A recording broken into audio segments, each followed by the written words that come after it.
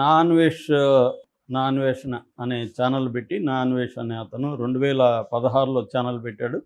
ఆ తర్వాత దాదాపు 120 దేశాల్లో అతను ట్రావెల్ చేశాడు. దాంతో ఒక రకం ఏంటంటే మిగతా చాలామంది ట్రావెలర్స్ ఉన్నా కూడా ఇతను అర్లీగా స్టార్ట్ చేయడం ఒకటి. రెండవది కొంత మాస్ అప్పీల్, అతను జోవియల్గా ఉండడం, శ్రీకాకుళం లాంగ్వేజ్లో మాట్లాడడం, తర్వాత చాలా విచిత్రమైన ఫుడ్డు అవి ప్రవేశపెట్టడం, తర్వాత కొన్ని డ్రామాటిక్ ఇవి చేస్తాడు అతను. ఫర్ ఎగ్జాంపుల్ మౌంట్ కిలిమంజారో దీనికెళ్ళి కొండ మీదకెళ్ళి అక్కడ భారతదేశ జెండా పాతి అక్కడ మన జాతీయ గీతం పాడి జనగణమన ఇవన్నీ వీడియోల్లో పెట్టడం. ఆ తర్వాత ఏంటంటే ఫస్ట్లో అంతా కూడా అతను పాజిటివ్ యాంగిల్లోనే వెళ్ళేవాడు. ఎక్కడెక్కడ ఎలా కల్చర్ ఉంది, ఫుడ్ ఎలా ఉంది, లోకల్గా పీపుల్ ఎలా ఉన్నారు, అక్కడ అమ్మాయిలు ఎలా ఉన్నారు, ఇలాంటి విషయాలు చెప్తూ పాపులర్ అయ్యాడు. ఆ క్రమంలో యూత్ని మాస్ని బాగా అట్రాక్ట్ చేసుకున్నాడు. ఛానల్ రేటింగ్స్ పెరిగాయి, సబ్స్క్రైబర్స్ పెరిగాయి. ప్రజెంట్ అయితే 24 లక్షల సబ్స్క్రైబర్స్ అతనికి ఉన్నారు. దాని తర్వాత ఏంటంటే అతన్ని చూసి అనేక మంది అదే మోడల్లో బయలుదేరారు. చాలామంది అతనికి పోటీగా ఎదిగారు. ఎప్పుడైతే ఎదిగారో వీళ్ళ మీద అటాక్ చేయడం మొదలుపెట్టాడు. వీళ్ళని విమర్శించడం, వీళ్ళు తప్పుడు చేస్తున్నారనడం, నేనే జునైన్, వీళ్ళంతా ఫ్రాడ్ అనడం, ఇలాగా జరగడం మొదలు. బయ్యా సన్నీ యాదవ్ అనే ఒక అబ్బాయి బైక్ మీద అనేక దేశాలు వెళ్తుంటే బైక్ని ఇక్కడ పెట్టేస్తాడు, మళ్ళీ అక్కడికి పోతాడు, అక్కడ వేరే బైక్ తీసుకుంటాడు. ఇలాగా రకరకాలుగా ఇతని మీద పెట్టాడు. అతన్ని చేసి కొట్లాడుకున్నారు. ఇద్దరు పాపులర్ అయ్యారు. ఇలాగ ఇతను ఏం చేశాడంటే అన్వేష్ ముందు ట్రావెలర్గా వ్లాగర్గా ఉంటూ ఆ తర్వాత కాంట్రవర్సీస్లోకి ఎంటర్ అవ్వడం ద్వారా తన ఛానల్ రేటింగ్స్ని పెంచుకోవాలన్న ఒక టాక్టిక్స్లోకి నాన్వేష్ వెళ్ళినట్టుగా మనకు అర్థమవుతుంది. సో ఇప్పుడు లేటెస్ట్గా నాన్వేష్ ఒక పెద్ద అతిపెద్ద అని చెప్పొచ్చు, అతిపెద్ద వివాదంలో ఇరుక్కున్నాడు. ఇప్పటి వరకు వివాదాలు వ్యక్తులుగా మాత్రమే వివాదాలు ఉన్నాయి. అవి ఏమీ పెద్ద అతన్ని ఇబ్బంది పెట్టలేదు. అయితే ఇప్పుడు ఈ మధ్యకాలంలో ఏమైందంటే అతనికి ఒక హీరో స్టేటస్ని మన సజ్జనార్ కల్పించాడు. సజ్జనార్ పోరాటం అనేది ఒక స్థాయిలో మంచిదే. కాకపోతే ఏంటంటే నేను చాలాసార్లు చెప్పాను, సిగరెట్లు తాగే వాళ్ళని తిడతారు, సిగరెట్లు అడ్వర్టైజ్మెంట్ వాళ్ళని తిడతారు తప్ప సిగరెట్ ప్రొడక్షన్ ఆపేరు. ఇది మన ప్రభుత్వాలకు ఉండే ఒక హిపోక్రటిక్ నేచరు, ద్వంద్వ ప్రవృత్తి. మందును సిగరెట్ని ఆపరు, కానీ మందు సిగరెట్ని తాగితే తప్పు అనేది మాత్రం సినిమా వాళ్ళు కూడా వెయ్యాలి కింద అనేది పెద్ద, అది కూడా చిన్న లెటర్లు చేస్తే కూడా ఒప్పుకోరు సెన్సార్. సైబర్ ఫెన్సింగ్ అని ఇట్లాంటి రకరకాల కాన్సెప్ట్ తీసుకొచ్చి ట్రై చేస్తున్నారు, కానీ అవంత ఈజీ కాదు ఇవాళ ఉన్న టెక్నాలజీలో.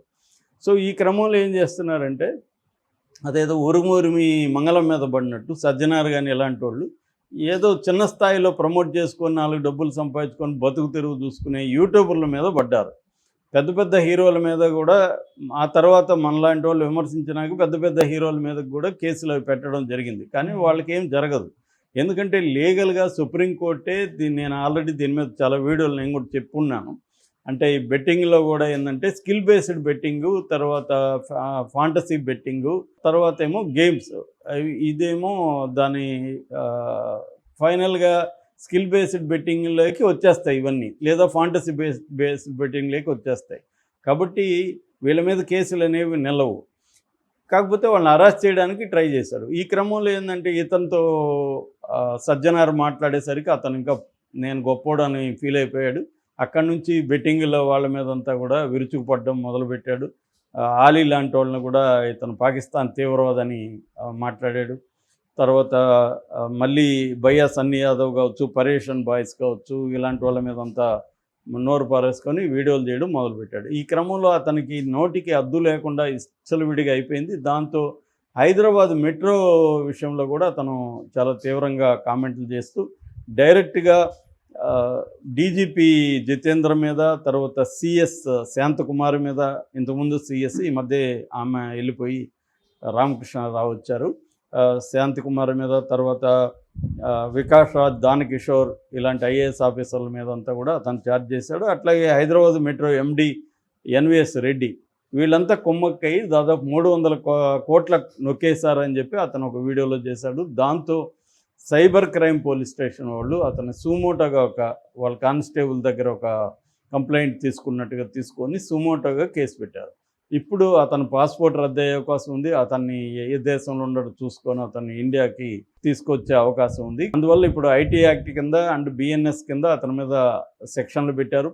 ఇప్పుడు వాళ్ళు దీని మీద అతనికి పాస్పోర్ట్ రద్దు చేసే అవకాశాలు కూడా కనబడుతున్నాయి. ఎందుకంటే సిఎస్, డీజీపీలు వాళ్ళు ఊరికైతే ఉండరు కదా, మెట్రో ఎండి. సో ఈ స్థాయిలో అతను మాట్లాడడం అనేది, ఎందుకంటే అతనికి ఒక దశలో కన్నుమిన్ను కానీనని ఒక స్థాయికి వెళ్ళిపోయాడు. ఎందుకు ఆదాయం నెలలో 30 లక్షల వరకు ఆదాయం వస్తుందని అతనే చెప్పాడు. ఒక నెట్వర్త్ దాదాపు 5-6 కోట్ల నెట్వర్త్ ఉందని చెప్తున్నారు. దాంతో అతను ఏంటంటే తనకి రైవల్గా ఉన్న వాళ్ళని రూయిన్ చేయాలని, హర్ష లాంటి వాళ్ళని కూడా అతను చాలా నెగిటివ్గా మాట్లాడాడు. అంటే వీళ్ళంతా దెబ్బతీసి తాను ఒకడే ఎదగాలన్న ఒక దురాశ అతనిలోకి వెళ్ళిపోయింది. తాను బతుకుతూ అనేక యూట్యూబర్లు ఉంటారు. ఇదేమంటే యూట్యూబ్ అనేది ఒక పెద్ద సైబర్ స్పేసు. ఆ సైబర్ స్పేస్లో వందలాది వేలాది మంది ఛానల్స్ ఉంటాయి. ఒక ఛానల్ నీకు రైవల్గా వస్తూ ఉందని ఆ ఛానల్ని తొక్కేయాలని చూడడం అతను ఫస్ట్ చేసిన తప్పు.